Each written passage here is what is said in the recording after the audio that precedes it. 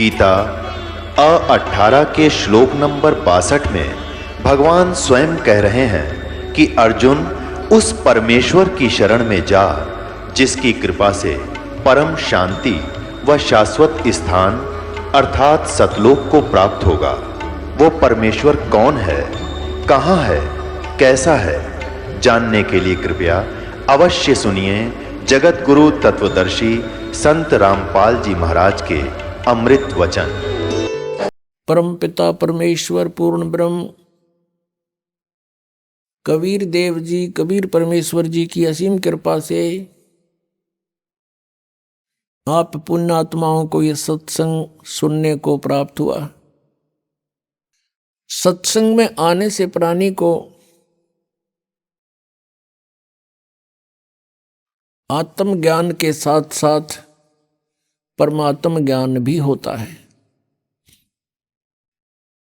आत्मज्ञान का अर्थ है कि हम कौन हैं, कहाँ से आए हैं, कैसे यहाँ इस जन्म और मृत्यु के इस घोर संकट में हम फंसे हुए हैं।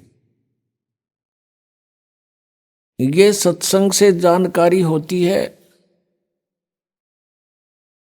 और परमात्म ज्ञान, उस परम अक्षर ब्रह्म की जानकारी भी सत्संग से ही होती है।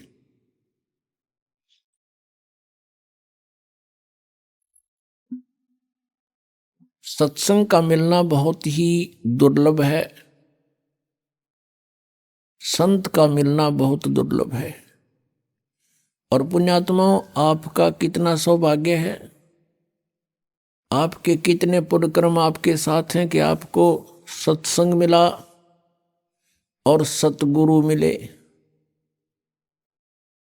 सतगुरु का अर्थ होता है सत्य ज्ञान दाता।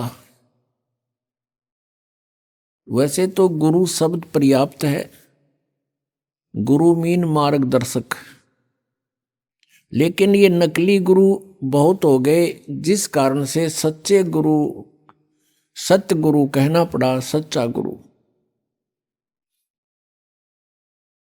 तो सतगुरु परमात्मा स्वयं ही बनकर आते हैं, उनके अतिरिक्त पृथ्वी पर कोई सतगुरु नहीं होता। अन्य जो काल के दूत हैं वो भले ही अपने आप को सतगुरु कहते हों या उनके अनुयायी भी उनको सतगुरु की उपमा से सुशोभित कर रहे हों, पर वो संत, वो सतगुरु नहीं होते। परमात्मा कहते हैं खर ना होवे के हरि कबहू सिंह की खाल उठाए। गधे को यदि शेर की खाल उठा दे लायन की, तो वो गधा शेर जैसा अवश्य लगने लग जाएगा, पर वो शेर नहीं होता, सिंह नहीं होता। अब खाल ओढ़े हुए गधे को और ओरिजिनल सिंह को कैसे पहचानेंगे? उनकी बोली से पहचाने जाते हैं। एक कुम्हार था शरारती सा, उसने कुबद सूझी, उसको कहीं जंगल में शेर की खाल पागी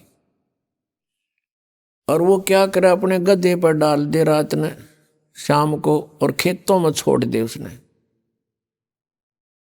खेतों में रखवाले होते थे फसल के, वो देखे चांद की रोशनी में कि शेर खड़ा है, सिंह आ गया, सिंह, वो भाग गए गांव में, और वो गधा खूब घास को फसल खावे और अच्छा तगड़ा हो गया। ऐसे सब जगह शोर मच जाता है कि रात को शेर आता है और फसल खा जाता है। एक अन्य कुम्हार को पता चला कि भाई शेर घास तो ना खाया करे। उसने पता लग गया कि ऐसे ऐसे कोई जरूर शरारत कर रहा होगा, कोई कुम्हार ने गड़बड़ कर रखी है, अपना गधा पाले है वो। उसने आकर के गांव में कहा भी शेर को मैं पकड़ लूंगा। गांव वाले कहने लगे भाई नहीं नहीं, खा जाएगा तुझे भी। उसने बहुत कुछ समझा बुझा के कहा कि मेरे साथ चलो। वो 5-4 गधे ले आया अपने और कहा तुम ऊपर बैठ जियो वृक्षों पे चढ़ के, और देख लेंगे भाई सिंह होगा, शेर होगा तो गधों को खाने के लिए आएगा, इसलिए गधे वहां खड़े कर दिए। और 10-20 व्यक्ति थे, वो वृक्षों पर चढ़कर बैठ गए शेर से डर से। अब थोड़ी सी देर में उन गधा ने अपनी बोली बोली। जो 5-4 गधे थे वो मिलाकर सुर में सुर। उधर से उस गधा जो शेर छोड़ रखा था, खाल उड़ा रखी थी, उस गधे ने भी सुर में सुर मिलाया। वो लग गया हुआ बोली बोलन करता, ढूंचो ढूंचो, वो वहीं आ खड़ा हुआ। इतना उछल कूद करी, वह खाल उतर गई उसकी। फिर वो पकड़ा, उसको मार गड़िया। फिर गांव वाला ने अब चलो खेती खवाई सो खवाई, तो नाम डरा भी दिए। तो पुण्यात्मा, गधे की और शेर की बोली से पहचान होती है, सतगुरु और असतगुरु की उनके ज्ञान से पहचान होगी। अब ये ज्ञान आपके समक्ष करेगा ये दास के सतगुरु यानी सिंह की आवाज कैसी होती है और नकली सतगुरु की आवाज कैसी होती है।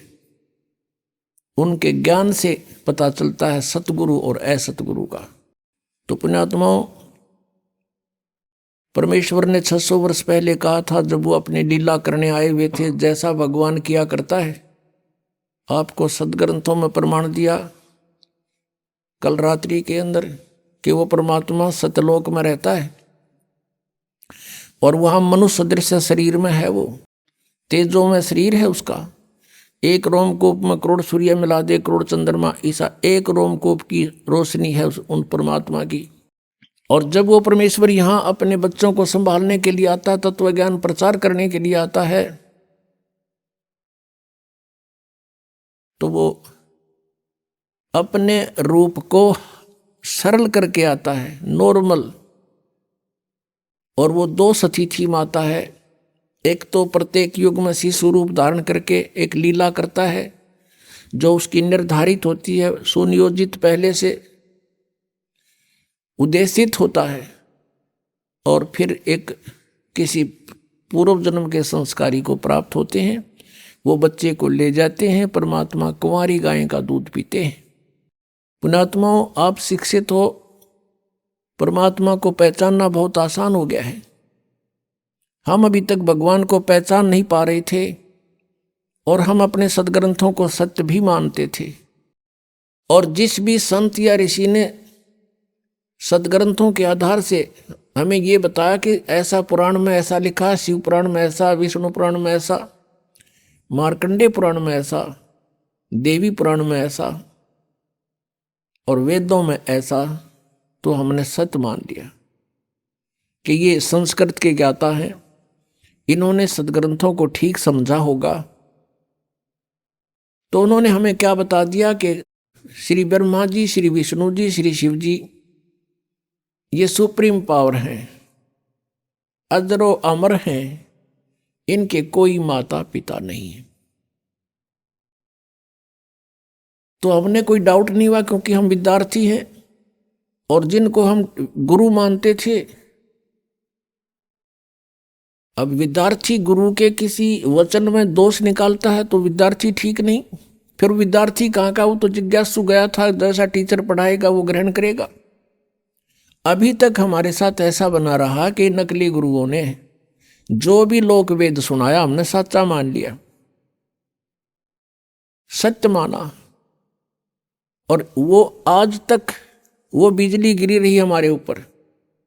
हम शास्त्र विरुद्ध ज्ञान ग्रहण किए हुए थे, शास्त्र विरुद्ध सारी साधनाएं करते रहे और हमारे सारे पूर्वज भूत बन गए। फिर उनके श्राद्ध निकलवाए। यदि साधना ही ठीक होती तो भूत बनने की आवश्यकता ही नहीं थी। और प्रेत बनने के बाद फिर वो खावेगा कि कैसा मूर्ख बना रखा था हमारे को। हमारे माता या पिता, दादा दादी जैसे भी वो शरीर छोड़ गए, जो उनसे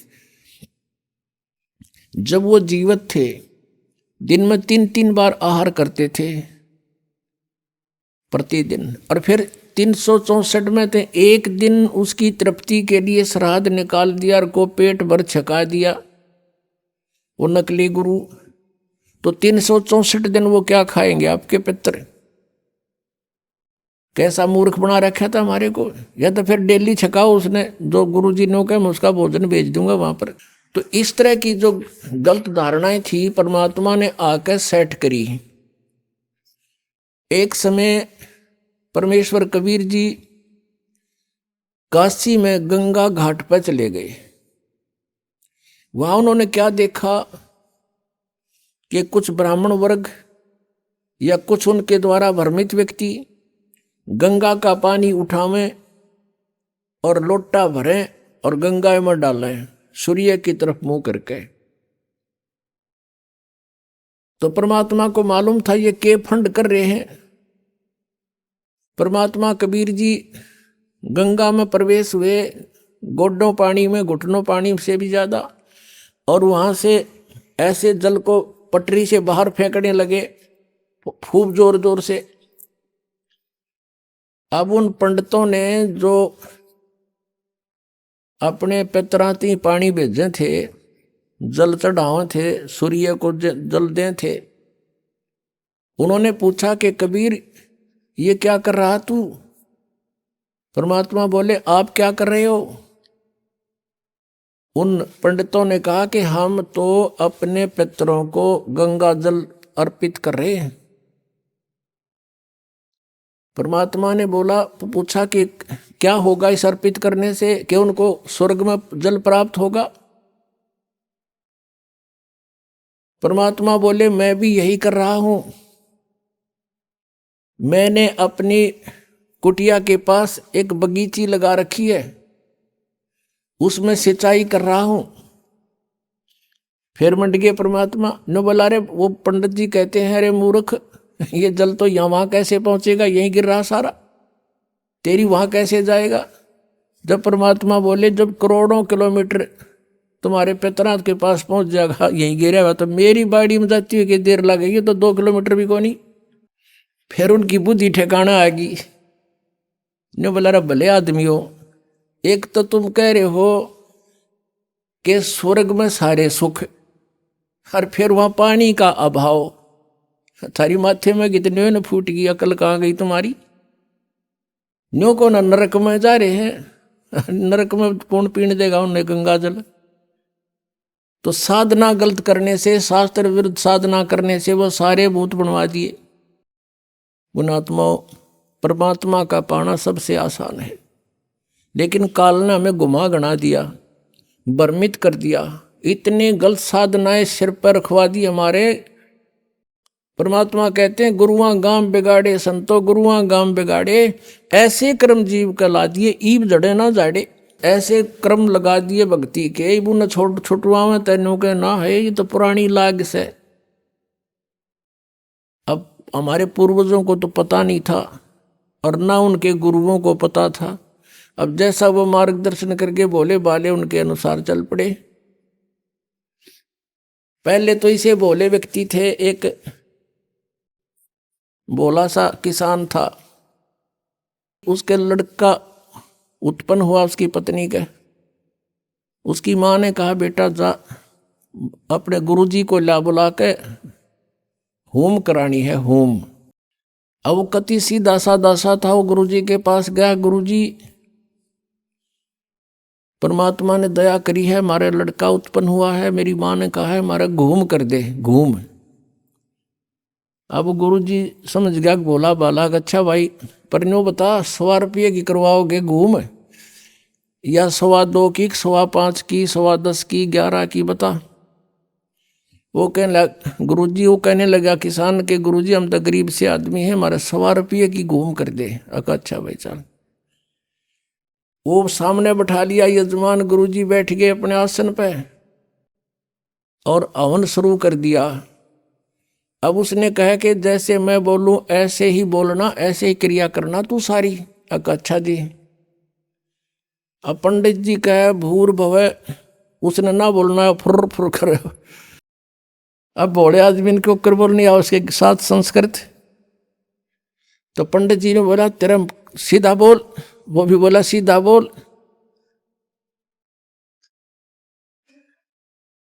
अब उस गुरुजी ने उसका थप्पड़ मारा, एक उसने दर दिया। आखिर में क्या हुआ, तो दोनों लिपटा हो गए। और किसान तगड़ा था, पंडित जी दाब लिया उसने नीचे। अब पंडित जी को कोई समस्या, भाई अब यू के ऊपर छोड़ है। फिर उसका ध्यान में आ गया कि तो जैसे तू कह रहा है ना ऐसे ही कर रहा है। उसने कहा छोड़ दे, बोला छोड़ दे।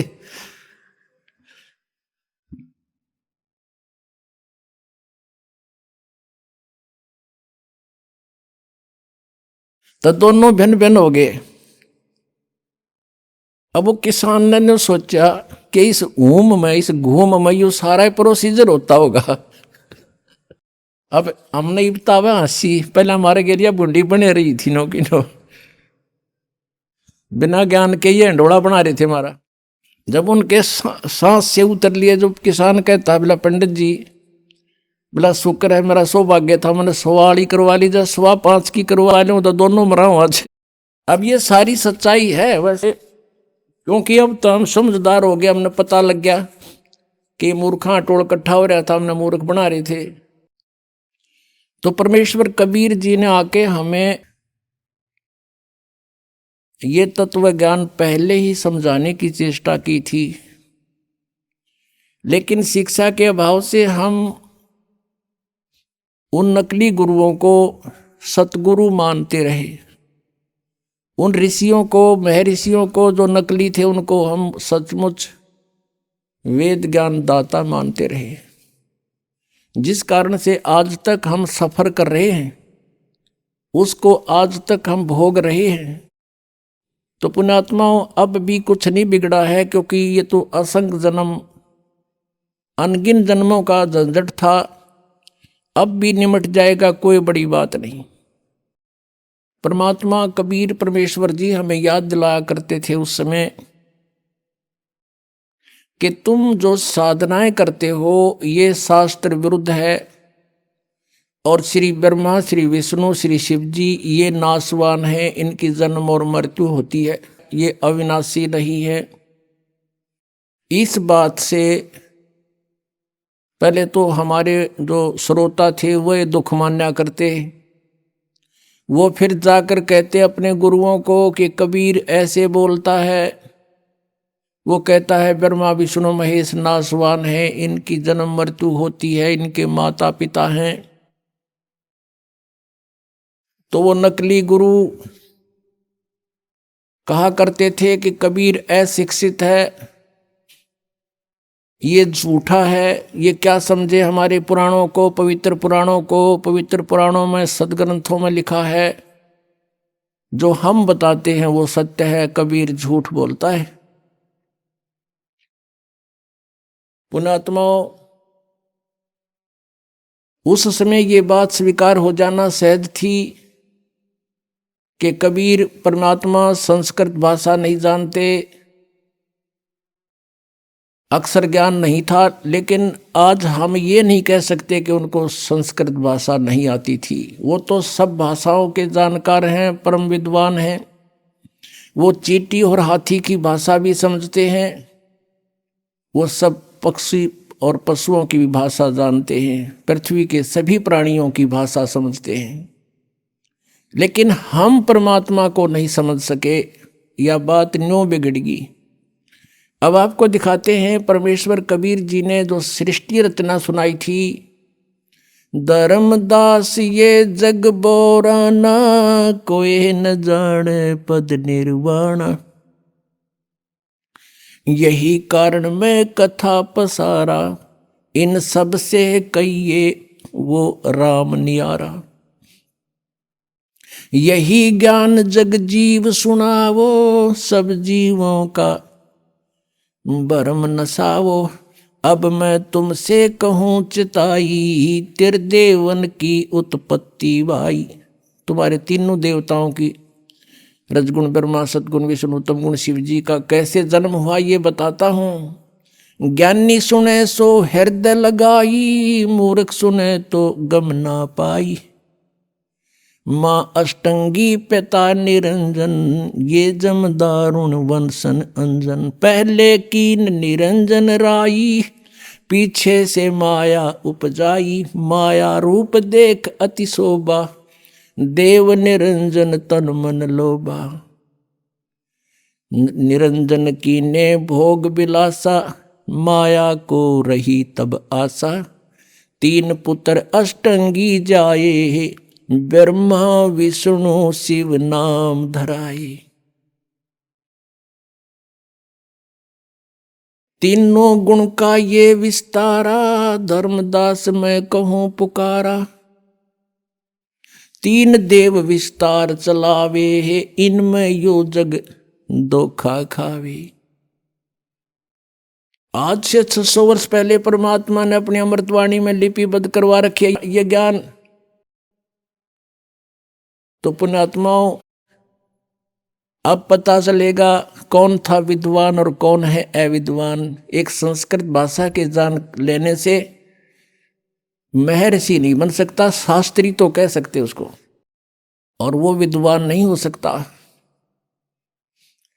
अब आपको पहले तो ये दिखाते हैं कि कबीर परमेश्वर जी ने 600 वर्ष पहले ये शब्द, ये वाणी, अमृतवाणी, तत्व ज्ञान बोला था, जो आज हमारे सदग्रंथ सेकंड कर रहे हैं।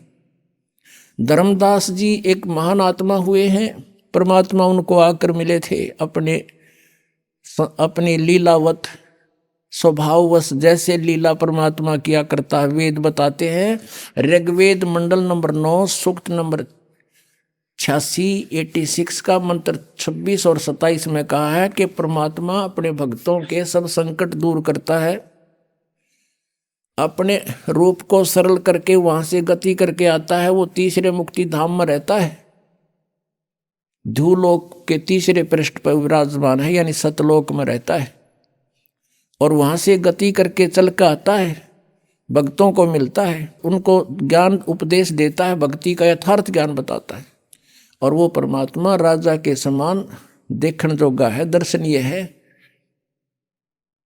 और वो अच्छी आत्माओं को आकर मिलता है। और परमात्मा कहते हैं, चारों युग में संत पुकारे, कूक कहा हम हेल रे। हीरे माणक मोती बरस हैं, ये जग चुगता ढेल रे। अब परमात्मा परमेश्वर कबीर देव जी, कबीर साहब जी जिन पुण्यात्माओं को मिले, उन्होंने फिर ढोल के डंके पे परमात्मा का प्रचार किया, उस सच्चे ज्ञान का। तो प्रत्येक युग में प्रभु आते हैं कबीर परमेश्वर जी। सतयुग में सतसुकृत नाम से, त्रेता में मुनिंदर नाम से, द्वापर में करुणा में नाम से, और कलयुग में वो कबीर नाम से। तो उन्होंने कहा था कि चारों युग में मेरे संत पुकारे, और हमने भी आवाज लगा लगा कर ढोल के डंके पे कहा कि हीरे माणक मोती बरसे, यो जग चुगता ढेल रे। हीरे मोती छोड़ के सत साधना रूपी, इस सत नाम रूपी, सच्चे नाम और सार नाम रूपी मोती को ना ग्रहण करके ये आन उपासना, आन साधनाएं, अन्य देवताओं की पूजा रूपी डले ढो रहे हैं, कंकर इकट्ठी कर रहे हैं। तो उस समय परमात्मा की यह बात समझ में ना आई हमारे कि ब्रह्मा विष्णु महेश भी माता पिता है इनके, और अब भी यही दास के साथ यही हो रहा है। हम ये सत्य ज्ञान परमात्मा का दिया हुआ अब आप तक पहुंचा रहे हैं, तो कुछ जिनकी रोजी रोटी, जिनका निर्वाह बाधित हो रहा है, वो कूद कूद पड़ रहे हैं, लेकिन अब उनकी दाल गले को नहीं, क्योंकि समाज शिक्षित हो गया। आज से 600 वर्ष पहले परमात्मा ने कहा था, ब्रह्मा विष्णु महेश नासवान है, इनकी जन्म मृत्यु होती है, इनके माता पिता हैं, पर नहीं जची हमारे, पर आज जचेगी। अब दिखाते हैं आपको। पुण्यात्माओं, परमात्मा को पहचानना हमने, और जिस समय हमारे दृढ़ विश्वास हो जाएगा कबीर इज गॉड, फिर नथिंग एल्स, फिर कुछ भी ना बच्चे शेष, फिर तो उसके उनके द्वारा बताएगी साधना, फिर ये विश्वास हो कि यही मंत्र है मोक्ष मार्ग, यही है, दूसरा है नहीं, फिर बातें खत्म होगी। अब ये 36, ये पता नहीं 360 गुरु, 360 मंत्र बना रखे इन्होंने, ये मनमाना आचरण है जो सदग्रंथों में प्रमाण नहीं है। तो सबसे पहले हमने इस अंधकार को हटाना है, अज्ञान को हटाना है, नाश करना अज्ञान का, इस तत्व ज्ञान की रोशनी में आपको लाना है। अब देखिएगा 600 वर्ष पहले परमात्मा ने अपनी सच्चिदानंद घन ब्रह्म की वाणी में, कबीर वाणी में, कबीर सागर में जो आदरणीय धर्मदास साहिब जी ने लिपिबद्ध किया है, उसमें ज्यों का त्यों लिखा है। पढ़िए स्वयं।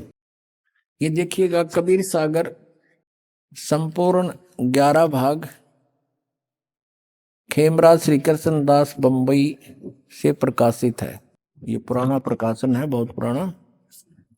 यहाँ देखिएगा कबीर सागर ज्ञान सागर प्रथम खंड, कबीर पंथी भारत पथिक स्वामी युगलानंद बिहारी द्वारा परिष्कृत, मुद्रक एवं प्रकाशक है खेमराज श्री कृष्णदास, अध्यक्ष श्री वेंकटेश्वर प्रेस, खेमराज श्री कृष्णदास स्मारक मुंबई।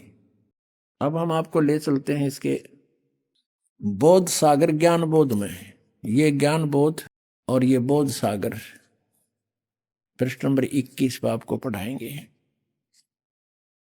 धर्मदास ये जग बोराना, कोई न जाने पद निर्वाणा, यही कारण मैं कथा पसारा, जग से कहिए वो राम नियारा। ये राम है, नाम इन्होंने गलत मिसप्रिंट कर दिया है कबीर पंथियों ने।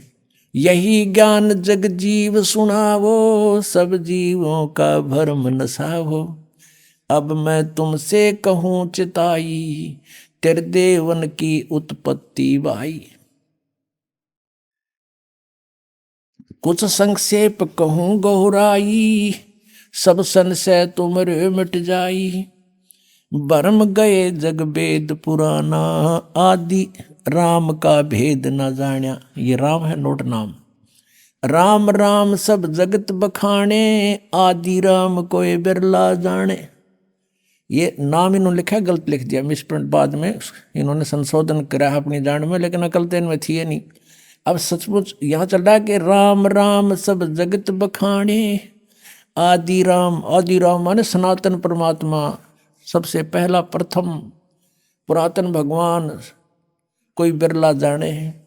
ज्ञानी सुने सो हृदय लगाई, मूर्ख सुने तो गम ना पाई, माँ अष्टंगी पिता निरंजन, ये जम दारुण वंशन अंजन। अब इनकी माता अष्टंगी दुर्गा है, पिता ये ज्योत निरंजन काल है। पहले कीन निरंजन राई, पीछे से माया उपजाई, माया रूप देख अति शोभा, देव निरंजन तन मन लोभा। कामदेव धर्मराय सताए, देवी को तुरंत दर खाए। ये धर्मराय यहाँ इस काल को कहा है। पेट से देवी करी पुकारी, हे साहब मोहे करो उबारी, टेर सुनी सतगुरता आए, अष्टंगी को बंद छुड़वाए। यहाँ टेर सुनी तहाँ हम आए, ये परमात्मा अपनी तरफ से करिए, इन्होंने गलत लिख दिया। धर्मराय यानी काल ने, निरंजन ने हिकमत की ना, नख रेखा से भग कर लेना। धर्मराय करे भोग विलासा, माया को रही तब आशा। 3 पुत्र अष्टंगी जाए, ब्रह्मा विष्णु शिव नाम धराए। 3 देव विस्तार चलावे, इनमें यो जग धोखा खावे। पुरुष गम को कैसे को पावे, काल निरंजन जग भरमावे। 3 लोक अपने सुत दीन्या, सुन निरंजन बासालीन्या। अलख निरंजन सुन ठिकाना, ब्रह्मा विष्णु शिव भेद न जान्या। ब्रह्मा विष्णु महेश को नहीं मालूम आज तक हमारा पिता कौन है। 3 देव सो उसको ध्यावे, निरंजन का वे पार न पावे। अब ब्रह्म साधना ये भी कर रहे हैं पर इनको नहीं मिले वो आज तक। अलख निरंजन बड़ा बटपारा, 3 लोक जीव कीन आहारा। ये ठग है बटपारा, 3 लोक के जीवों को खा रहा है। ब्रह्मा विष्णु शिव नहीं बचाए, सकल खाए पुन धूर उड़ाए। कहते ब्रह्मा विष्णु महेश को भी मारेगा, इनको भी खाएगा। तिनके सुत हैं तीनों देवा, अंधर जीव करते हैं सेवा। होय होय। कहते इस काल के ये 3 पुत्र हैं, ब्रह्मा विष्णु महेश, और ये अंधे ज्ञानहीन ज्ञान नेत्रहीन प्राणी कहते इनने की पूजा करते हैं। अकाल पुरुष काहू नहीं चीन्या, काल पाए सभी गए लीन्या। तीन देव और असुर अवतारा, ताको भजे सकल संसारा। गुण तीनों का ये विस्तारा, धर्मदास मैं कहूँ पुकारा। गुण तीनों की भक्ति में ये भूल पड़ो संसार। कहें कबीर निज नाम बिना, कैसे उतरो पार। तीन देव की जो करते भक्ति, इनकी कदे ना हो मुक्ति। अब पुण्यात्मा कलेजा फट जा जब बुद्धिमान व्यक्ति हो। अरे 600 वर्ष पहले आकर के ये वाणी जिसना मन पढ़ कहा करते थे अशिक्षित और वेद शास्त्रों को नहीं जानता, और उन्होंने ये लिख रखा है कि ऐसा ऐसा था, और आज यही हमारे सदग्रंथों में लिखा हुआ मिल जावे तो पुण्यात्मा भगवान कौन है? Kabir is God. परमात्मा ही बता सकता है। जैसे गीता ज्ञान दाता ये ब्रह्म है, यही काल है, अपने पुत्र श्री कृष्ण में प्रवेश करके ये बोल रहा, ये ऐसी ही लीला करता है, ये किसी के सामने नहीं आता। श्रीमद् भगवद गीता अध्याय नंबर 4 श्लोक नंबर 5 और 9 में ये स्वयं कहता है, अर्जुन तेरे और मेरे बहुत जन्म हो चुके हैं, तू नहीं जानता मैं जानता हूँ। मेरे कर्म और जन्म अलौकिक है, इसके कर्म अलौकिक यूं हैं, यूं किसी में प्रवेश करके बोल पड़ता है। और गीता जी अध्याय नंबर 7 के श्लोक नंबर 24-25 में कहा है कि ये मूर्ख समुदाय सामने खड़े सैनिक मुझे ये कृष्ण मान रहे होंगे, आई एम नॉट कृष्ण। मुझ अव्यक्त को ये व्यक्ति आप न मननते, ये मुझे कृष्ण मान रहे होंगे जो मैं ये बोल रहा हूँ। मैं कृष्ण नहीं हूँ, मैं अपनी योग माया से छुपा रहता हूँ, मैं कभी किसी के समक्ष प्रकट नहीं होता। ये मेरा अटल अनुतम घटिया नियम है, मैं कभी किसी के सामने नहीं आता, मैं छुपा रहता हूँ, गुप्त रहता हूँ।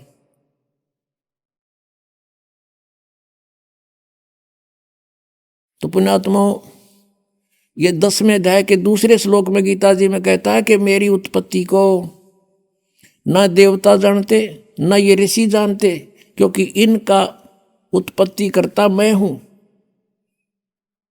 अब पिताजी की उत्पत्ति को संतान नहीं जान सकती, दादाजी बता दे सारी डेट ऑफ बर्थ। तो हमारे दादाजी ने आके कबीर परमेश्वर ने इनकी डेट ऑफ बर्थ बता रखी है और इस ब्रह्म की उत्पत्ति बता रखी है। इनके बाप की भी उत्पत्ति बता रखी है, पिता की कैसे उत्पन्न हुआ था वो। तो कौन है वो? भगवान जिसने सारी सृष्टि रची। कबीर इज गॉड है, वो कबीर परमेश्वर है। अनंत कोट ब्रह्मांड का एक रति नहीं भारे, सतगुरु पुरुष कबीर हैं ये कुल के सिरजनहार। अनंत कोट ब्रह्मांड का एक रति नहीं भार। अब जैसे वैज्ञानिक ने वायुयान बना दिया और बना के घुमा दिया और बीच में बैठ गया, बताओ उस पर कैसे भार हुआ?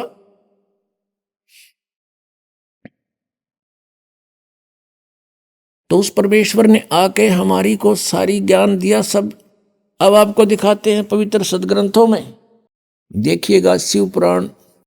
यह है संक्षिप्त शिव पुराण, सचित्र मोटा टाइप, केवल हिंदी, गीता प्रेस गोरखपुर से प्रकाशित। इसके संपादक कौन हैं? हनुमान प्रसाद पोदार। गीता प्रेस गोरखपुर से प्रकाशित है। रुद्र संहिता आपके रूबरू कराते हैं सदग्रंथ की। संक्षिप्त शिव पुराण पृष्ठ नंबर 98 से 98। इसके लास्ट में थोड़ा सा यहाँ से लिंक करके आगे चलेंगे। 5वां अध्याय रुद्र संहिता का एंड होता है। अपने पुत्र नारद की यह बात सुनकर लोक पिता में ब्रह्मा वहां इस प्रकार बोले। अब ये 6वां अध्याय शुरू हो गया। ब्रह्मा जी ने कहा, ब्रह्मन अपने पुत्र से कह रहे हैं, ब्रह्मा जी देव शिरोमणे तुम सदा समस्त जगत के उपकार में ही लगे रहते हो। तुमने लोगों के हित की कामना से बहुत उत्तम बात पूछी है। जिस समय समस्त चराचर जगत नष्ट हो गया था, फिर कुछ भी नहीं था, अंधकार ही अंधकार था। उस समय तत्सद ब्रह्म, यह श्रुति में जो सत्य सुना जाता है एकमात्र वही शेष था। पहले तो ब्रह्मांड में वैसे ज्ञान नहीं था, फिर भी इन पुराणों को हम अभी तक सत्य मानते रहे, उससे ही देखें तत् सत ब्रह्म। अब ये किसके विषय में संकेत है बाद में बताएंगे, पहले हम अपना उद्देश्य देखते हैं।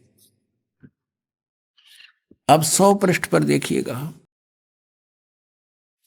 जिस परब्रह्म के विषय में ज्ञान और अज्ञान से पूर्ण, अब ब्रह्मा जी सबसे श्रेष्ठ वक्ता इस ब्रह्मांड का, और वो कहता कुछ ज्ञान कुछ झूठा कुछ सच्चा मैं बताऊं जैसा मुझे पता है।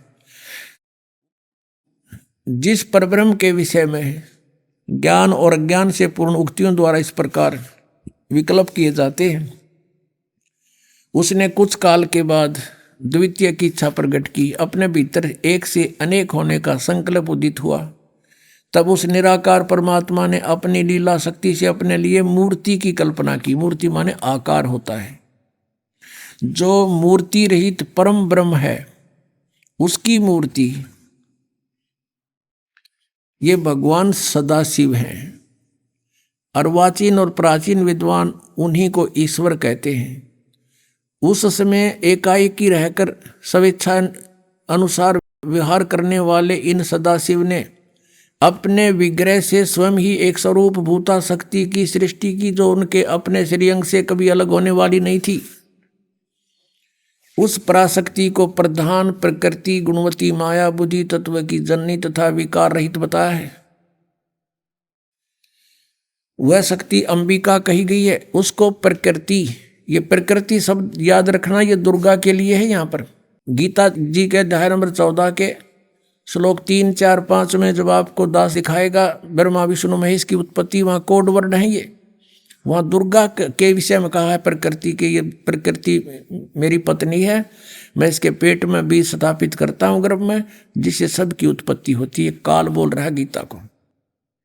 सर्वेश्वरी और त्रिदेव जननी, तीनों देवताओं की माता और नित्य और मूल कारण भी कहते हैं। सदाशिव द्वारा प्रकट गई उस शक्ति की 8 भुजाएं हैं, अष्टंगी। अब मैं तुमसे कहूँ चिताई, त्रिदेवन की उत्पत्ति वाई, माँ अष्टंगी पिता निरंजन। जिसको ये सदाशिव कहते हैं ना, ये सदाशिव ये है वो काल, वो शिव रूप धारण करके प्रकट हो जाता है अपने पुत्र का रूप बना करके। उसकी 8 भुजाएं हैं, शक्ति के 8 भुजाएं हैं। नाना प्रकार के आभूषण उसके श्रीअंगों की शोभा बढ़ाते हैं। अब प्रकृति है या प्रकृति जो सारे 8 हथियार रखती है, वो उसकी 8 भुजाएं हैं और अनेक प्रकार के अस्त्र शस्त्र धारण करती है। एकाकिनी होकर भी वह माया संयोग वसात अनेक हो जाती है। जैसे 3 रूप और बनाए थे इसने, सावित्री, लक्ष्मी और पार्वती के। जो वे सदाशिव हैं उन्हें परम पुरुष ईश्वर शिव शंभु और महेश्वर कहते हैं। अब यहां क्लियर होगा इसका।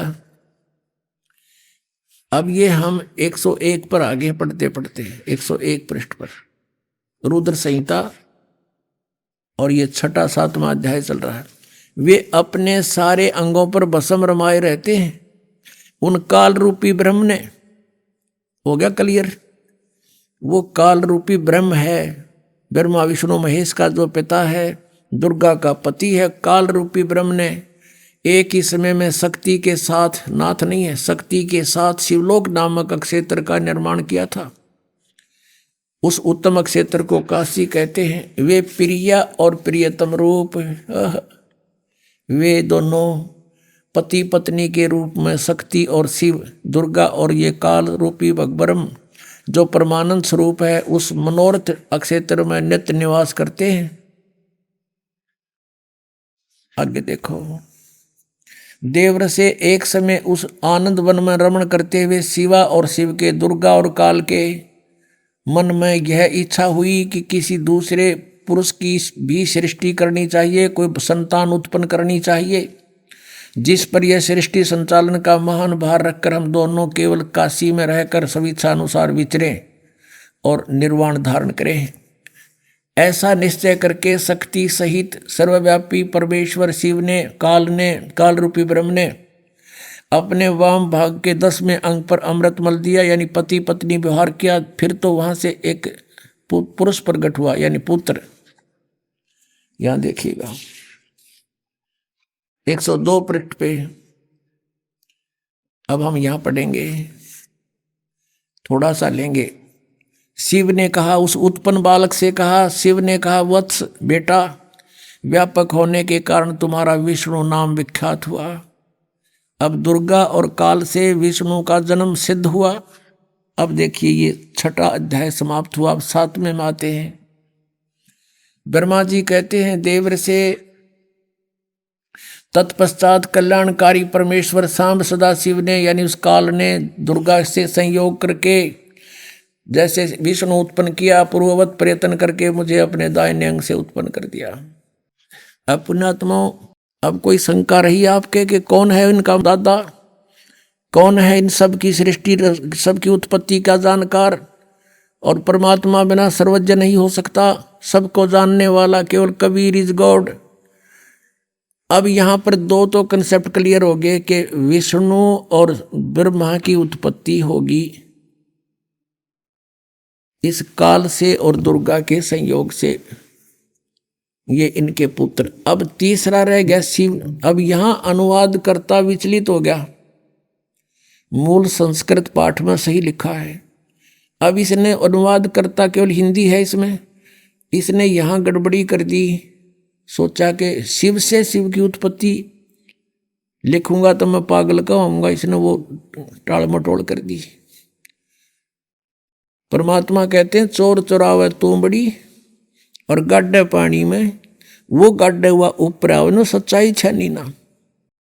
एक चोर ने तुम्बा चुरा लिया, सूखा तुम्बा, ये मतीरा हुआ अगर जैसे पेट तुम्बा होता है, बहुत बड़ा एक फल होता है, वो सूख जाता है, उसके अंदर से बीज निकाल देते हैं तो वो सूख कर बिल्कुल एक गेंद जैसा हो जाता, अच्छी बड़ी गेंद जैसा। उसने चुरा कर उसने सोचा पानी में लुको दे, छुपा दे, वो गोता मारे और पानी में नीचे छोड़ का और ऊपर आ जाए उससे पहले। तो कहते हैं चोर चुरावे तूंबड़ी गाड्डे पानी में, वो गाड्डे वो ऊपर आवे नो सच्चाई छानी ना।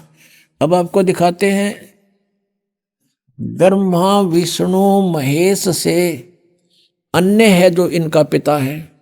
अब देखिएगा वही रुद्र संहिता,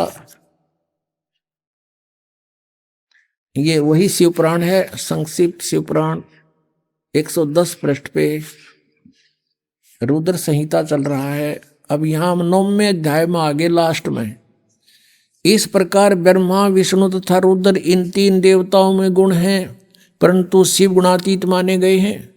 रजगुण ब्रह्मा, सतगुण विष्णु, तमगुण शिव, ये भी सिद्ध हो गया इन तीनों में गुण है, परंतु वो शिव यानी सदाशिव, ये काल रूपी ब्रह्म, ये इन तीनों से अलग है। यहाँ पर रुद्र शब्द लिख के इन्हें फेर गड़बड़ी कर दी, इन्हें सोचेंगे रुद्र तो अलग है कोई, आगे इसका कंसेप्ट और क्लियर कर दिया। अब जैसा कि आपको रह रह कर दास ज्ञान कराता है, लेकिन आप विद्यार्थी हो, कई बार ऐसा होता है कि आप सत्संग अटेंड नहीं कर पाते, उस समय वो टॉपिक चल पड़ता है। कैसे भ्रमित हैं, कहते हैं 3 देव सो उसको ध्यावे, निरंजन का वह पार नहीं पावे। ऋषि मुनियों ने परमात्मा प्राप्ति के लिए वेदों को पढ़ा, ओम नाम को पूर्ण परमात्मा का मान लिया, ब्रह्म को सुप्रीम गॉड मान लिया, हठ योग किया, ओम नाम का जाप किया, लेकिन कुछ भी हासिल ना हुआ। तो जैसे क्या हुआ, समाधि लगाते थे, मेडिटेशन करते थे, समाधिस्थ हो जाते थे। तो ये काल कैसे छल करता है, किसी को ब्रह्मा के रूप में दर्शन दे देता है समाधि दशा में, तो वो कहता है Brahma is god, Brahma is god, Brahma ही परमात्मा है, तो छुपाए बैठे अपने आप को, मैंने समाधि में देख लिया ये तो भगवान है। अब इससे ब्रह्मा जी की प्रभुता होगी, ब्रह्मा जी के भी चौड़ी काख होगी कि मैं भगवान हूँ। उधर से ये काल क्या करता, किसी दूसरे ऋषि को विष्णु जी के रूप में दे दिया दर्शन, अपने पुत्र विष्णु के रूप में। उसने सब जगह ढिंढोरा पीट दिया कि ये खुद मालिक है, ये पूर्ण परमात्मा है, हजरो अमर है, यही सर्वशक्तिमान है, यही 3 रूप बना लेता है, ये विष्णु इज गॉड। इस बात से विष्णु जी फूल गए, आई एम गॉड। किसी को ही अपने पुत्र शिव के रूप में दर्शन दे दिए तो उसने शिव जी को सर्वेश्वर बता दिया, महेश्वर मृत्युंजय काल सर्वेश्वर बता दिया। आइए अब हम उन श्रद्धालुओं के अनुभव जानते हैं जो जगत गुरु तत्वदर्शी संत रामपाल जी महाराज जी से दीक्षा प्राप्त कर चुके हैं तथा उनके द्वारा बताए गए भक्ति मार्ग पर चल रहे हैं। सर नमस्कार। नमस्कार जी। सर क्या नाम है आपका? मैं सतनाम सिंह सन ऑफ जगीर सिंह, पिंड इब्राहिमवाल, ਜ਼ਿਲ੍ਹਾ ਕਪੂਰਥਲਾ, तहसील ਭਲੱਥ, पंजाब इंडिया का रहने वाला हाँ। सर संत रामपाल जी महाराज जी से नाम दीक्षा लेने से पहले आप क्या भक्ति साधना करते थे? मैं सिखां दे घर होण करके ਪੰਜਾਂ ਬਾਣੀਆਂ ਦਾ ਪਾਠ ਕਰਦਾ ਸੀ ਬਹੁਤ ਹੀ ਲਗਨ ਦੇ ਨਾਲ। ਜਿਸ ਤਰ੍ਹਾਂ ਮੈਂ ਸਵੇਰੇ 3 ਵਜੇ ਉੱਠਦਾ ਸੀ, ਉਸ ਤੋਂ ਬਾਅਦ ਪਹਿਲੇ ਮੈਂ ਆਪ ਇਸ਼ਨਾਨ ਕਰਦਾ ਸੀ, ਉਸ ਤੋਂ ਬਾਅਦ ਫਿਰ ਜਿਹੜੇ ਮੈਂ ਤਖਤ ਤੇ ਬੈਠਦਾ ਸੀ ਉਸ ਨੂੰ ਵੀ ਇਸ਼ਨਾਨ ਕਰਾਉਂਦਾ ਸੀ, ਔਰ ਉਸ ਤੋਂ ਬਾਅਦ ਮੈਂ ਸੁੱਚੇ ਧੋਤੇ ਹੋਏ ਬਸਤਰ ਪਹਿਨ ਕੇ ਉਸ ਦੇ ਉੱਪਰ ਤਖਤ ਤੇ ਬੈਠ ਕੇ ਫਿਰ ਮੈਂ ਪੰਜਾਂ ਬਾਣੀਆਂ ਦਾ ਪਾਠ ਕਰਦਾ ਸੀ। ਉਸ ਤੋਂ ਬਾਅਦ ਅਰਦਾਸ ਕਰਦਾ ਸੀ। ਦਿਨੇ ਮੈਂ ਸਤਨਾਮ ਵਾਹਿਗੁਰੂ ਦਾ ਜਾਪ ਕਰਦਾ ਸੀ, ਸ਼ਾਮ ਨੂੰ ਰਹਿਰਾਸ ਔਰ ਅਰਦਾਸ ਕਰਦਾ ਸੀ, ਸੌਣ ਲੱਗੇ ਫਿਰ ਕੀਰਤਨ 16 ਅਰਦਾਸ ਕਰਦਾ ਸੀ। ਇਹ ਮੇਰਾ ਕਈ ਸਾਲਾਂ ਦਾ ਨਿਤਨੇਮ ਸੀ ਜੋ ਮੈਂ ਕਰਦਾ ਸੀ। ਤੇ ਮੇਰੇ ਖਿਆਲ ਬਣਿਆ ਕਿ ਮੈਂ ਸਿੱਖ ਹੋਣ ਦੇ ਕਰਕੇ ਕਿ ਸਾਡਾ ਗੁਰੂ ਗ੍ਰੰਥ ਸਾਹਿਬ ਜੋ ਨੇ ਉਹ ਸਾਡੇ ਗੁਰੂ ਨੇ ਅਤੇ ਗੁਰੂ ਗ੍ਰੰਥ ਸਾਹਿਬ ਨੂੰ ਵੀ ਪੜ੍ਹਨਾ ਚਾਹੀਦਾ। ਅਤੇ ਮੈਂ ਫਿਰ 4 ਸੈਂਚੀਆਂ 4 ਭਾਗ ਹੁੰਦੇ ਆ ਉਹ ਮੈਂ ਘਰ ਲੈ ਕੇ ਆਇਆ ਅਤੇ ਮੈਂ ਸਾਰੇ ਗੁਰੂ ਗ੍ਰੰਥ ਸਾਹਿਬ ਮਹਾਰਾਜ ਦੀ ਬਾਣੀ ਨੂੰ ਪੜ੍ਹਿਆ ਅਤੇ ਉੱਥੋਂ ਮੈਨੂੰ ਇਹ ਪਤਾ ਲੱਗਿਆ ਕਿ ਕੋਈ ਸਾਧੂ ਸੰਤ ਗੁਰੂ ਬਣਾਉਣਾ ਚਾਹੀਦਾ ਹੈ। ਅਤੇ ਫਿਰ ਮੈਂ ਇੱਕ ਗੁਰੂ ਬਣਾਇਆ ਜੋ ਨੰਗਲੀ ਸਾਹਿਬ ਡੇਰਾ ਹੈ ਯੂਪੀ ਦੇ ਵਿੱਚ, ਜਿਨ੍ਹਾਂ ਤੋਂ ਸ਼੍ਰੀ ਅਨੰਦਪੁਰ ਧਾਮ ਡੇਰੇ ਵੀ ਨਿਕਲੇ ਹੋਏ ਨੇ। ਉਹ ਨੰਗਲੀ ਧਾਮ ਤੋਂ ਹੀ ਇੱਕ ਗੁਰੂ ਸਨ ਜੋ ਬਟਾਲੇ 'ਚ ਰਹਿ ਰਹੇ ਸਨ। ਉਹਨਾਂ ਦਾ ਨਾਮ ਸੀ ਸ਼ਬਦ ਜੋਗਾਨੰਦ ਮਹਾਰਾਜ ਜੀ। ਉਹਨਾਂ ਤੋਂ ਮੈਂ ਨਾਮ ਪ੍ਰਾਪਤ ਕੀਤਾ ਅਤੇ ਉਹ ਨਾਮ ਸੀ ਸੋਹੰਗ ਸ਼ਬਦ। ਅਤੇ ਉਸ ਦੇ ਜਪਣ ਦੀ ਵਿਧੀ ਇਸ ਤਰ੍ਹਾਂ ਸੀ ਕਿ ਸੋ ਸ਼ਬਦ ਜਿਹੜਾ ਹੈ ਉਹ ਅੰਦਰ ਲੈਣਾ ਔਰ ਹੰਗ ਸ਼ਬਦ ਜਿਹੜਾ ਉਹ ਬਾਹਰ ਨਿਕਾਲਣਾ, ਉਹਦੀ ਇਹ ਵਿਧੀ ਸੀ। ਉਹ ਸ਼ਬਦ ਫਿਰ ਮੈਂ ਬਹੁਤ ਹੀ ਲਗਨ ਦੇ ਨਾਲ ਜਾਪ ਕਰਦਾ ਹੁੰਦਾ ਸੀ, ਉੱਠਦੇ ਬੈਠਦੇ ਸੌਂਦੇ। ਫਿਰ ਮੈਂ ਇੱਕ ਵਾਰ ਜਦੋਂ ਇੱਕ ਪੁਸਤਕ ਪੜ੍ਹੀ ਕਬੀਰ ਸਾਹਿਬ ਮਹਾਰਾਜ ਦੀ, ਅਤੇ ਉਹਦੇ ਵਿੱਚ ਉਹ ਪੁਸਤਕ ਦੇ ਵਿੱਚ ਬਾਣੀ ਸੀ ਕਰ ਨੈਣੋ ਦੀਦਾਰ ਮਹਿਲ ਮੇ ਪਿਆਰਾ ਸਾ। ਉਹਦੇ ਵਿੱਚ ਇਹ ਦੱਸਿਆ ਸੀ ਕਿ 7 ਲੋਕ ਜਾਣਦੇ ਸ਼ਬਦ ਕਿਹੜੇ ਨੇ। ਅਤੇ ਉਹ ਫਿਰ ਜਿਹੜੇ ਮੇਰੇ ਗੁਰੂ ਜੀ ਸਨ ਉਹ ਮਹੀਨੇ ਵਿੱਚ ਇੱਕ ਵਾਰ ਮੇਰੇ ਘਰ ਆਉਂਦੇ ਸਨ, ਸਤਸੰਗ ਕਰਦੇ ਸਨ ਗੁਰਦੁਆਰੇ। ਅਤੇ ਮੇਰੇ ਘਰ ਉਹ ਜਦੋਂ ਆਏ ਤਾਂ ਮੈਂ ਉਹਨਾਂ ਨੂੰ ਕਿਹਾ ਜੀ ਮੈਂ ਇਸ ਤਰ੍ਹਾਂ ਕਬੀਰ ਸਾਹਿਬ ਦੀ ਬਾਣੀ ਪੜ੍ਹੀ ਆ, ਕਰ ਨੈਣੋ ਦੀਦਾਰ ਮਹਿਲ ਮੇ ਪਿਆਰਾ ਹੈ, ਅਤੇ ਉਹਦੇ ਵਿੱਚ ਇਹ ਸ਼ਬਦ ਨੇ ਕਿ 7 ਲੋਕ ਕਿਸ ਤਰ੍ਹਾਂ ਜਾਇਆ ਜਾ ਸਕਦਾ, ਅਤੇ ਇਹ 7 ਲੋਕ ਦੇ ਸ਼ਬਦ ਮੈਂ ਪੜ੍ਹੇ ਆ। ਅਤੇ ਉਹਨਾਂ ਨੂੰ ਜਦੋਂ ਮੈਂ ਇਹ ਕੁਐਸਚਨ ਕੀਤੇ ਅਤੇ ਉਹਨਾਂ ਨੇ ਅੱਖਾਂ ਥੱਲੇ ਨੂੰ ਕਰ ਲਈਆਂ ਅਤੇ ਮੈਨੂੰ ਕੁਝ ਨਹੀਂ ਦੱਸਿਆ। ਅਤੇ ਮੈਂ ਫਿਰ ਗੁਰੂ ਹੋਣ ਕਰਕੇ ਮੈਂ ਉਹਨਾਂ ਨੂੰ ਅੱਗੋਂ ਕੁਛ ਨਹੀਂ ਬੋਲਿਆ। ਫਿਰ ਉਹ ਮੇਰੇ ਘਰ ਰਾਤ ਰਹੇ ਔਰ ਚਲੇ ਗਏ। ਫਿਰ ਉਹ ਮਹੀਨੇ ਬਾਅਦ ਆਏ ਅਤੇ ਫਿਰ ਮੈਂ ਉਹਨਾਂ ਨੂੰ ਉਹੀ ਕਿਹਾ ਜੀ ਮੈਨੂੰ ਉਹੀ ਰਸਤਾ ਦੱਸੋ ਜੋ ਕਬੀਰ ਸਾਹਿਬ ਮਹਾਰਾਜ ਨੇ ਦੱਸਿਆ ਹੈਗਾ ਇਹ 7 ਲੋਕ ਜਾਣਦਾ। ਅਤੇ ਉਹਨਾਂ ਨੇ ਫਿਰ ਥੱਲੇ ਨੂੰ ਧਿਆਨ ਕਰ ਲਿਆ ਅਤੇ ਉਹ ਫਿਰ ਮੇਰੇ ਕੋਲ ਰਾਤ ਰਹਿ ਕੇ ਚਲੇ ਗਏ ਔਰ ਮੈਂ ਫਿਰ ਪਰਮਾਤਮਾ ਨੂੰ ਸਾਕਸ਼ਾਤ ਕਰਕੇ ਅਰਦਾਸ ਕੀਤੀ, ਬੇਨਤੀ ਕੀਤੀ ਕਿ ਪਰਮਾਤਮਾ ਇਹ ਰਸਤੇ ਬਾਰੇ ਹੁਣ ਮੈਨੂੰ ਤੁਸੀਂ ਦੱਸੋ ਜੇ ਤੁਸੀਂ ਇਹ ਦੱਸਿਆ। ਅਤੇ ਉਹ ਫਿਰ ਪਰਮਾਤਮਾ ਨੇ ਮੈਨੂੰ ਇਸ ਚੀਜ਼ ਦੀ ਆਵਾਜ਼ ਦਿੱਤੀ ਆਤਮਾ ਦੇ ਵਿੱਚ ਕਿ ਨੈੱਟ 'ਤੇ ਇਸ ਚੀਜ਼ ਦੀ ਖੋਜ ਕਰੋ। ਫਿਰ ਮੈਂ ਨੈੱਟ 'ਤੇ ਇਹ ਚੀਜ਼ ਦੀ ਖੋਜ ਕਰਨੀ ਸ਼ੁਰੂ ਕੀਤੀ ਅਤੇ ਧਾਰਮਿਕ ਲਿਟਰੇਚਰ ਤਾਂ ਮੈਂ ਪਹਿਲਾਂ ਹੀ ਬਹੁਤ ਜ਼ਿਆਦਾ ਪੜ੍ਹਿਆ ਹੋਇਆ ਸੀ। ਸਤਸੰਗ ਵੀ ਮੈਂ ਬਹੁਤ ਜ਼ਿਆਦਾ ਮਹਾਂਪੁਰਖਾਂ ਦੇ ਸੁਣੇ ਹੋਏ ਸਨ। ਤੋ ਫਿਰ ਮੈਂ ਨੈੱਟ 'ਤੇ ਜਦੋਂ ਸਤਸੰਗ ਸੁਣੇ ਬਹੁਤ ਜ਼ਿਆਦਾ ਮਹਾਂਪੁਰਖਾਂ ਦੇ, ਅਤੇ ਇੱਕ ਦਿਨ ਜਦੋਂ ਕਿਰਪਾ ਹੋਈ ਤਾਂ ਮੈਂ ਨੈੱਟ ਚਾਲੂ ਕੀਤਾ ਅਤੇ ਸੰਤ ਰਾਮਪਾਲ ਜੀ ਮਹਾਰਾਜ ਜਿਹੜੇ ਸੀ ਉਹ ਸਤਸੰਗ ਕਰ ਰਹੇ ਸਨ। ਅਤੇ ਉਹ ਇਹ ਦੱਸ ਰਹੇ ਸਨ ਕਿ ਕਿਹੜੇ ਸੰਤ ਕਿਹੜੇ ਕਿਹੜੇ ਨਾਮ ਦੇ ਰਹੇ ਨੇ, ਰਾਧਾ स्वामी वाले संत ਕਿਹੜੇ ਨਾਮ ਦੇ ਰਹੇ ਨੇ, ਬਾਪੂ ਆਸਾ ਰਾਮ ਕਿਹੜੇ ਨਾਮ ਦੇ ਰਹੇ। सर जब आप सिख धर्म के अनुसार सभी पूजाएं कर रहे थे तो सर हम आपसे जानना चाहते हैं कि आप संत रामपाल जी महाराज जी की शरण में कैसे आए और आपकी जो परमात्मा पाने की चाह थी, सतलोक जाने की जो आपकी इच्छा थी या सतलोक के बारे में जो जानकारी आपको चाहिए थी वो आपको जानकारी कैसे मिली? ਹਾਂ, ਉਹ ਫਿਰ ਮੈਂ ਜਦੋਂ ਨੈੱਟ ਤੇ ਸੰਤ ਰਾਮਪਾਲ ਜੀ ਮਹਾਰਾਜ ਦਾ ਸਤਸੰਗ ਸੁਣਿਆ ਤੇ ਮੈਨੂੰ ਪਤਾ ਲੱਗ ਗਿਆ ਕਿ ਮੈਂ ਉਹ ਪਹਿਲੇ ਵੀ ਪੁਸਤਕ ਪੜ੍ਹੀ ਸੀ ਕਬੀਰ ਸਾਹਿਬ ਦੀ। ਉਹ ਫਿਰ ਮੈਂ ਜਦੋਂ ਸਤਸੰਗ ਸੁਣਿਆ ਤਾਂ ਗੁਰੂ ਜੀ ਇਹ ਦੱਸ ਰਹੇ ਸਨ ਕਿ ਰਾਧਾ ਸੁਆਮੀ ਵਾਲੇ ਕਿਹੜਾ ਨਾਮ ਦੇ ਰਹੇ ਨੇ, ਸੰਧਾਸੋਂ ਜੀ ਕਿਹੜਾ ਨਾਮ ਦੇ ਰਹੇ ਨੇ, ਬਾਪੂ ਆਸਾ ਰਾਮ ਜੀ ਕਿਹੜਾ ਨਾਮ ਦੇ ਰਹੇ ਨੇ। ਹਾਂ, ਉਹ ਸੰਤ ਰਾਮਪਾਲ ਜੀ ਮਹਾਰਾਜ ਸਤਸੰਗ ਕਰ ਰਹੇ ਸਨ ਤੇ ਉਹਦੇ 'ਚ ਉਹ ਦੱਸ ਰਹੇ ਸਨ ਕਿ ਇਹ ਜੋ ਨਾਮ ਜਾਪ ਕੀਤਾ ਗੁਰੂ ਨਾਨਕ ਦੇਵ ਜੀ ਮਹਾਰਾਜ ਨੇ, ਕਬੀਰ ਸਾਹਿਬ ਨੇ, ਔਰ ਵੀ ਬਹੁਤ ਜ਼ਿਆਦਾ ਜੋ ਭਗਤ ਹੋਏ ਆ, ਤੇ ਉਹੀ ਨਾਮ ਬਾਰੇ ਮੈਂ ਪੜ੍ਹਿਆ ਸੀ ਕਬੀਰ ਸਾਹਿਬ ਦੀ ਬਾਣੀ ਦੇ ਵਿੱਚੋਂ। ਤੇ ਜਦੋਂ ਮੈਂ ਉਹ ਸੁਣਿਆ ਤੇ ਮੇਰੇ ਆਤਮਾ ਨੇ ਸਵੀਕਾਰ ਕਰ ਲਿਆ ਕਿ ਇਹੀ ਗੁਰੂ ਜੋ ਹੈ ਸੰਤ ਰਾਮਪਾਲ ਜੀ ਪੂਰਨ ਗੁਰੂ ਨੇ। ਤਾਂ ਫਿਰ ਮੈਂ ਉਹ ਫੋਨ ਨੈੱਟ ਤੋਂ ਲੈ ਕੇ ਤੇ ਮੈਂ ਫੋਨ ਕੀਤਾ ਤੇ ਮੈਂ ਪੁੱਛਿਆ ਵੀ ਮੈਂ ਇਹ ਨਾਮ ਲੈਣਾ ਚਾਹੁੰਦਾ ਸੰਤ ਰਾਮਪਾਲ ਜੀ ਮਹਾਰਾਜ ਜੀਆਂ ਤੋਂ।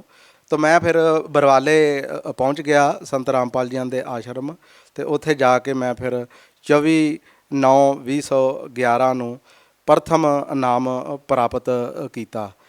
सर, आपने बताया कि आपने संत रामपाल जी महाराज जी के सत्संग सुने और आपने उनसे नाम दीक्षा ली, और आप सतलोक के बारे में जानना चाहते थे, और आप ये भी जानना चाहते थे कि सतलोक कैसे जाया जा सकता है। तो क्या संत रामपाल जी महाराज जी से नाम दीक्षा लेने के बाद क्या आपकी जो तलाश थी वो पूरी हुई? ਹਾਂ, ਬਿਲਕੁਲ ਮੇਰੀ ਖੋਜ ਜੋ ਸੀ ਪਰਮਾਤਮਾ ਨੂੰ ਮਿਲਣ ਦੀ, ਉਹ 100% ਜਿਹੜੀ ਸੀ ਉਹ ਮੇਰੀ ਪੂਰੀ ਹੋ ਗਈ। ਜੋ ਸ਼ਬਦ ਮੈਨੂੰ ਪ੍ਰਾਪਤ ਹੋਏ ਉਹ ਗੁਰੂ ਨਾਨਕ ਦੇਵ ਜੀ ਮਹਾਰਾਜ ਨੇ ਵੀ ਜਾਪ ਕੀਤੇ ਸੀ, ਕਬੀਰ ਸਾਹਿਬ ਨੇ ਵੀ ਉਹਨਾਂ ਬਾਰੇ ਜ਼ਿਕਰ ਕੀਤਾ ਸੀ, ਹੋਰ ਵੀ ਜਿਹੜੇ ਸੁਪਰੀਮ ਭਗਤ ਹੋਏ ਨੇ ਫਸਟ ਕਲਾਸ ਦੇ, ਉਹਨਾਂ ਨੇ ਵੀ ਉਹ ਜਾਪ ਕੀਤਾ ਸੀ। ਮੈਨੂੰ ਫਿਰ ਉਹ ਮੰਤਰ ਪ੍ਰਾਪਤ ਹੋਇਆ ਜੋ ਕਿ ਗ੍ਰੰਥਾਂ ਦੇ ਵਿੱਚ ਦੱਸਿਆ ਗਿਆ ਸੀ, ਗ੍ਰੰਥਾਂ ਦੇ ਜੋ ਵਿੱਚ ਪ੍ਰਮਾਣ ਸਨ, ਉਹ ਮੈਨੂੰ ਫਿਰ ਮੰਤਰ ਜਿਹੜਾ ਸੀ ਉਹ ਪ੍ਰਾਪਤ ਹੋਇਆ।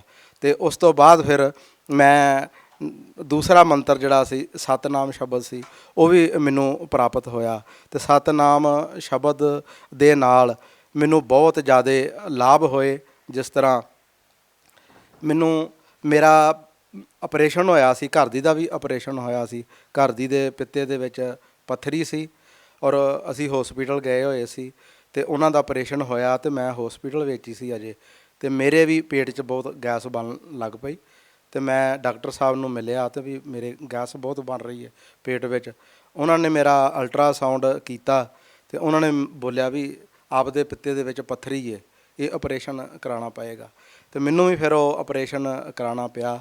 ਪਿੱਤਾ ਜੋ ਸੀ ਉਹ ਡਾਕਟਰ ਸਾਹਿਬ ਹੋਰਾਂ ਨੇ ਨਿਕਾਲ ਦਿੱਤਾ।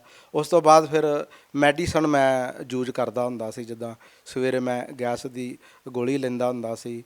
ਉਸ ਤੋਂ ਬਾਅਦ ਫਿਰ ਜਦੋਂ ਰੋਟੀ ਮੈਂ ਖਾਂਦਾ ਸੀ ਅਤੇ ਪਾਚਨ ਸ਼ਕਤੀ ਮੇਰੀ ਖਰਾਬ ਹੋ ਗਈ ਸੀ ਅਤੇ ਮੈਂ ਫਿਰ ਦਵਾਈ ਯੂਜ ਕਰਦਾ ਸੀ। ਉਹ ਫਿਰ ਮੈਂ ਇੱਕ ਵਾਰ ਬਰਵਾਲਾ ਆਸ਼ਰਮ ਸੰਤ ਰਾਮਪਾਲ ਜੀਆਂ ਦੇ ਆਸ਼ਰਮ ਗਿਆ ਹੋਇਆ ਸੀ ਅਤੇ ਮੈਂ ਗੁਰੂ ਜੀਆਂ ਨੂੰ ਬੇਨਤੀ ਕੀਤੀ, ਸੰਤ ਰਾਮਪਾਲ ਜੀਆਂ ਨੂੰ, ਕਿ ਮਹਾਰਾਜ ਜੀ ਮੇਰੇ ਪੇਟ 'ਚ ਗੈਸ ਬਹੁਤ ਬਣਦੀ ਹੈ ਅਤੇ ਕਿਰਪਾ ਕਰੋ ਕਿ ਮੇਰੀ ਇਹ ਜਿਹੜੀ ਦਵਾਈ ਹੈ ਇਹ ਛਡਵਾ ਦਿਓ। ਅਤੇ ਫਿਰ ਪ੍ਰਮਾਤਮਾ ਸੰਤ ਰਾਮਪਾਲ ਜੀ ਮਹਾਰਾਜ ਜੀਆਂ ਨੇ ਬੋਲਿਆ ਕਿ ਠੀਕ ਹੈ, ਪਰਮਾਤਮਾ ਕਿਰਪਾ ਕਰ ਦੇਗਾ। ਅਤੇ ਹੁਣ ਮੈਂ ਕੋਈ ਵੀ ਮੈਡੀਸਨ ਜਿਹੜੀ ਹੈ ਉਹ ਯੂਜ ਨਹੀਂ ਕਰ ਰਿਹਾ, ਪਰਮਾਤਮਾ ਦੀ ਬਹੁਤ ਕਿਰਪਾ ਹੈ। ਅਤੇ ਹਾਂਜੀ, ਅਤੇ ਉਸ ਤੋਂ ਬਾਅਦ ਮੈਨੂੰ ਹੋਰ ਵੀ ਬਹੁਤ ਜ਼ਿਆਦਾ ਲਾਭ ਹੋਏ। ਹਾਂ, ਇਹ ਜਦੋਂ ਮੈਂ ਸੰਤ ਰਾਮਪਾਲ ਜੀਆਂ ਤੋਂ ਨਾਮ ਉਪਦੇਸ਼ ਨਹੀਂ ਸੀ ਲਿਆ, ਉਦੋਂ ਮੇਰੇ ਇਹ ਜੋੜ ਵਿੱਚ ਨੁਕਸ ਸੀ ਅੰਗੂਠੇ ਦੇ, ਅਤੇ ਜੋੜ ਮੇਰਾ ਦਰਦ ਕਰਦਾ ਰਹਿੰਦਾ ਸੀ। ਮੈਡੀਸਨ ਵੀ ਮੈਂ ਯੂਜ ਕੀਤੀ, ਫਿਰ ਵੀ ਕੋਈ ਫਰਕ ਨਹੀਂ ਪਿਆ। ਅਤੇ ਮੈਂ ਸੰਤ ਰਾਮਪਾਲ ਜੀ ਮਹਾਰਾਜ ਦੇ ਆਸ਼ਰਮ ਗਿਆ ਹੋਇਆ ਸੀ ਅਤੇ ਮੈਂ ਸੰਤ ਰਾਮਪਾਲ ਜੀ ਗੁਰੂ ਜੀਆਂ ਨੂੰ ਬੇਨਤੀ ਕੀਤੀ ਕਿ ਗੁਰੂ ਜੀ ਮੇਰਾ ਇਹ ਜੋੜ ਦਰਦ ਕਰ ਰਿਹਾ ਅੰਗੂਠੇ ਦਾ। ਅਤੇ ਉਹਨਾਂ ਨੇ ਹਿੰਦੀ ਵਿੱਚ ਬੋਲਿਆ ਕਿ ਦਿਖਾਓ ਕੌਣ ਸਾ ਅੰਗੂਠਾ ਹੈ ਆਪਕਾ। तो मैंने उन्होंने अगे ये कर दिया, उन्होंने ऐसे 2 उंगल लगाया, वो दर्द उसी वक्त ठीक हो गया। ਹੁਣ 6 ਸਾਲ ਹੋ ਗਏ ਨੇ ਇਸ ਦੀ ਮੈਨੂੰ ਉਹ ਕਦੇ ਵੀ ਦਰਦ ਨਹੀਂ ਹੋਈ। ਫਿਰ ਜਦੋਂ ਮੈਂ ਪਹਿਲੇ ਨਾਮ ਨਹੀਂ ਸੀ ਲਿਆ ਹੋਇਆ ਸੰਤ ਰਾਮਪਾਲ ਜੀ ਮਹਾਰਾਜ ਤੋਂ, ਉਦੋਂ ਮੈਨੂੰ ਸੱਪ ਬਹੁਤ ਦਿਖਾਈ ਦਿੰਦੇ ਹੁੰਦੇ ਸਨ। ਮੈਂ ਕੋਈ ਐਸੀ ਜਗ੍ਹਾ ਨਹੀਂ ਸੀ ਛੱਡੀ ਕਿ ਜਿੱਥੇ ਮੈਂ ਉਸ ਵਾਸਤੇ ਨਾ ਗਿਆ ਹੋਵਾਂ, ਪਰ ਉਹ ਕਿਸੇ ਕੋਲੋਂ ਵੀ ਉਹ ਠੀਕ ਨਹੀਂ ਹੋਇਆ। ਫਿਰ ਮੈਂ ਸੰਤ ਰਾਮਪਾਲ ਜੀ ਨੂੰ ਬੇਨਤੀ ਕੀਤੀ, ਗੁਰੂ ਜੀ ਮੈਨੂੰ ਇਸ ਤਰ੍ਹਾਂ ਸੱਪ ਬਹੁਤ ਦਿਖਾਈ ਦਿੰਦੇ ਆ। ਉਹਨਾਂ ਨੇ ਕਿਹਾ ਵੀ ਪ੍ਰਮਾਤਮਾ ਕਿਰਪਾ ਕਰੇਗਾ। ਉਹ ਮੈਨੂੰ ਹੁਣ ਉਹ ਵੀ ਕਦੇ ਵੀ ਉਹ ਜੋ ਸੱਪ ਦਿਖਾਈ ਦਿੰਦੇ ਸੀ ਉਹ ਕਦੇ ਮੈਨੂੰ ਸੱਪ ਵੀ ਦਿਖਾਈ ਨਹੀਂ ਦਿੱਤੇ। ਫਿਰ ਇੱਕ ਵਾਰ ਮੇਰੇ ਘਰਦਿਆਂ ਨੂੰ ਹਾਰਟ ਦਾ ਨੁਕਸ ਹੋ ਗਿਆ, ਮੈਂ ਉਹਨਾਂ ਨੂੰ ਹੌਸਪੀਟਲ ਲੈ ਕੇ ਗਿਆ ਤੇ ਡਾਕਟਰਾਂ ਨੇ ਜਦੋਂ ਚੈੱਕ ਵਗੈਰਾ ਕੀਤਾ ਉਹਨਾਂ ਨੂੰ, ਤੇ ਉਹਨਾਂ ਦੇ ਨਾੜੀ ਬਲੌਕ ਸੀ, ਤੇ ਉਹਨਾਂ ਨੂੰ ਨੁਕਸ ਇਹ ਸੀ ਕਿ ਉਹਨਾਂ ਦਾ ਸਾਹ ਰੁਕਦਾ ਸੀ, ਦਰਦ ਹੁੰਦੀ ਸੀ ਛਾਤੀ ਦੇ ਵਿੱਚ, ਤੇ ਮੈਨੂੰ ਪਤਾ ਸੀ ਕਿ ਇਸ ਤਰ੍ਹਾਂ ਇਹਨਾਂ ਨੂੰ ਇਹ ਨੁਕਸ ਹੈ। ਤੇ ਮੈਂ ਜਦੋਂ ਹਸਪੀਟਲ ਦੇ ਵਿੱਚ ਰਹਿ ਰਿਹਾ ਸੀ 3 ਦਿਨ ਅਸੀਂ ਉੱਥੇ ਰਹੇ, ਤੇ ਜਦੋਂ 3 ਵਜੇ ਤੇ ਮੈਨੂੰ ਜਾਗ ਆ ਗਈ, ਸਵੇਰੇ ਤੜਕੇ ਟਾਈਮ ਦੇ 3 ਵਜੇ, ਤੇ ਮੈਨੂੰ ਵੀ ਉਹੀ ਨੁਕਸ ਹੋ ਰਿਹਾ ਸੀ ਜੋ ਘਰਦਿਆਂ ਨੂੰ ਸੀ, ਕਿ ਮੈਂ ਜਾਣਦਾ ਸੀ ਕਿ ਘਰਦਿਆਂ ਨੂੰ ਵੀ ਇਹੋ ਕੁਝ ਹੁੰਦਾ ਸੀ। ਫਿਰ ਮੈਨੂੰ ਪਤਾ ਲੱਗ ਗਿਆ ਕਿ ਮੇਰੀ ਵੀ ਨਾੜੀ ਜੋ ਹੈ ਉਹ ਬਲੌਕ ਹੋ ਗਈ ਹੈ। ਤੇ ਮੈਂ ਉਦੋਂ ਹੀ ਸੰਤ ਰਾਮਪਾਲ ਜੀ ਮਹਾਰਾਜ ਨੂੰ ਹਸਪਤਾਲ ਦੇ ਵਿੱਚ ਹੀ ਦੰਡਵਤ ਕੀਤਾ, ਤੇ ਮੈਂ ਬੋਲਿਆ ਗੁਰੂ ਜੀ 2 ਲੱਖ ਰੁਪਇਆ ਤੇ ਮੈਂ ਆਪਣੇ ਘਰਦਿਆਂ ਦਾ ਦੇਣਾ ਹੈ, ਤੇ ਮੈਨੂੰ ਵੀ ਇਹ ਨੁਕਸ ਹੋ ਗਿਆ ਹੈ, ਤੇ ਕਿਰਪਾ ਕਰੋ ਮੈਨੂੰ ਇਹ ਨੁਕਸ ਨਾ ਹੋਵੇ। ਤੇ ਉਹ ਨੁਕਸ ਜਿਹੜਾ ਮੇਰਾ ਫਿਰ ਉਸ ਵਕਤ ਠੀਕ ਹੋ ਗਿਆ। ਫਿਰ ਅਸੀਂ ਹਸਪੀਟਲ ਤੋਂ ਘਰ ਆ ਗਏ। ਉਹ ਨੁਕਸ ਫਿਰ ਵੀ ਮੈਨੂੰ ਕਈ ਦਿਨ ਹੁੰਦਾ ਰਿਹਾ, ਕਿ ਜਿਸ ਤਰ੍ਹਾਂ ਪ੍ਰਮਾਤਮਾ ਮੈਨੂੰ ਉਹ ਦਿਖਾ ਰਿਹਾ ਸੀ ਕਿ ਇਹ ਨੁਕਸ ਸੀ ਤੁਹਾਨੂੰ, ਤੇ ਇਹ ਅਸੀਂ ਠੀਕ ਕਰ ਦਿੱਤਾ ਹੈ। ਤੇ ਉਹ ਨੁਕਸ ਜਿਹੜਾ ਸੀ ਮੇਰਾ 2 ਲੱਖ ਰੁਪਇਆ ਲੱਗਣਾ ਸੀ, ਉਹ ਪ੍ਰਮਾਤਮਾ ਨੇ ਮੈਨੂੰ ਉਸ ਨੁਕਸ ਤੋਂ ਵੀ ਬਚਾ ਲਿਆ। ਉਸ ਤੋਂ ਬਾਅਦ ਫਿਰ ਮੇਰਾ ਬੇਟਾ ਅਮਰੀਕਾ ਕੇ ਲਈ ਬਾਹਰ ਜਾਣਾ ਚਾਹੁੰਦਾ ਸੀ। ਉਹ ਅਸੀਂ 2 ਏਜੰਟ ਕੀਤੇ ਕਿ ਜੋ ਕਿ ਬਾਹਰ ਨਹੀਂ ਸੀ ਉਹ ਜਾ ਪਾ ਰਿਹਾ। ਫਿਰ ਅਸੀਂ ਸੰਤ ਰਾਮਪਾਲ ਜੀ ਮਹਾਰਾਜ ਦੀ ਸ਼ਰਨ ਵਿੱਚ ਚਲੇ ਗਏ ਸੀ, ਤੇ ਅਸੀਂ ਸੰਤ ਰਾਮਪਾਲ ਜੀ ਮਹਾਰਾਜ ਨੂੰ ਇੱਕ ਦਿਨ ਬੇਨਤੀ ਕੀਤੀ ਆਸ਼ਰਮ ਦੇ ਵਿੱਚ ਕਿ ਮਹਾਰਾਜ ਜੀ ਮੇਰਾ ਬੇਟਾ ਅਮਰੀਕਾ ਨਹੀਂ ਜਾ ਪਾ ਰਿਹਾ, ਰਸਤੇ ਵਿੱਚੋਂ ਹੀ ਵਾਪਸ ਆ ਜਾਂਦਾ ਹੈ। ਸੰਤ ਰਾਮਪਾਲ ਜੀ ਮਹਾਰਾਜ ਨੇ ਬੋਲਿਆ ਕਿ ਠੀਕ ਹੈ, ਪਰਮਾਤਮਾ ਕਿਰਪਾ ਕਰੇਗਾ। ਤਾਂ ਫਿਰ ਇੱਕ ਦਿਨ ਸੰਤ ਰਾਮਪਾਲ ਜੀ ਮਹਾਰਾਜ ਨੇ ਮੈਨੂੰ ਮੇਰੇ ਘਰ 'ਚ ਦਰਸ਼ਨ ਦਿੱਤੇ ਔਰ ਬੋਲਿਆ ਕਿ ਆਪ ਦਾ ਬੇਟਾ 15 ਤਰੀਕ ਨੂੰ ਅਮਰੀਕਾ ਕੇ ਲਈ ਚਲਾ ਜਾਏਗਾ।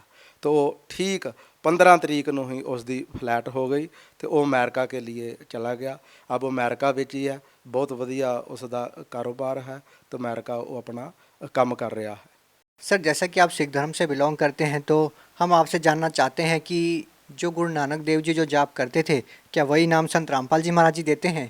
हाँ बिल्कुल जी, जो गुरु नानक देव जी महाराज ने नाम जाप किया वही संत रामपाल जी महाराज ने जो सानू नाम उपदेश दिता और उन्होंने प्रमाण भी दिखाए।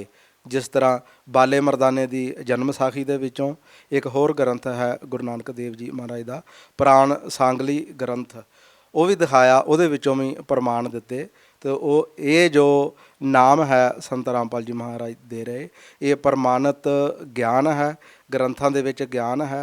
तो जो सुप्रीम भगत होए हैं उन्होंने इस नाम जाप किया, इस नाम जाप का। सर, आप भगत समाज को क्या संदेश देना चाहते हैं? देखो जी, मैं भगत समाज नूं यही बेनती करांगा कि वो संत रामपाल जी महाराज जी का सत्संग सुन। जो संत रामपाल जी महाराज सत्संग टीवी ते बहुत ज़्यादा चैनलों ते सुना रहे ने और नाल ग्रंथां दे प्रमाण दे रहे ने, और ये वो गुरु जियां दा संत रामपाल जियां दा सत्संग सुन के ते वो नाम प्राप्त करन जो कि 7 लोक लैके जान वाला है। और 84 लाख जूनां विच जदों ये नाम जाप कोई करेगा तो नहीं आएगा। तो जो ये नाम लैना चाहुंदा है वो जदों टीवी 'च सत्संग चलदा है तो थल्ले एक लाइन चलदी है, उहदे विच फोन ने भी किथे किथे ये नाम जो है मिलता, वो फोन तो तुसी पता कर सकते हो कि साडे नेड़े तो नेड़े किहड़ा नामदान स्थान है, तो तुसी नाम लैके तो ये 84 लाख जुनिया तो आत्मा नूं बचा सकते हो। सत साहब जी, बहुत बहुत धन्यवाद आपका। हाँ, धन्यवाद जी आपका भी।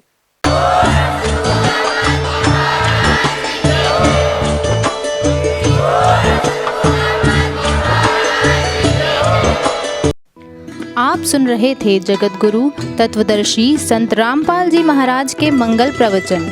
अधिक जानकारी के लिए संपर्क करें